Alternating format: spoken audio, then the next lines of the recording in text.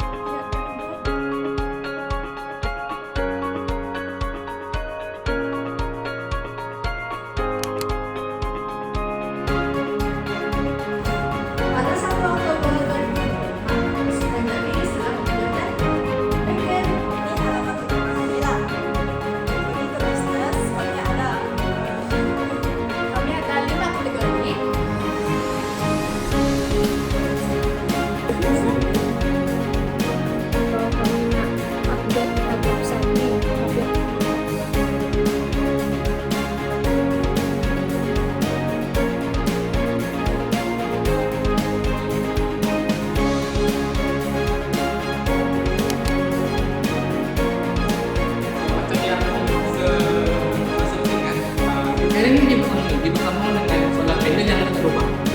Macam bulan ni dia meningkatkan 5%. Okay, saya akan dapat salurkan energi kepada rumah. So there is strategy to guide students.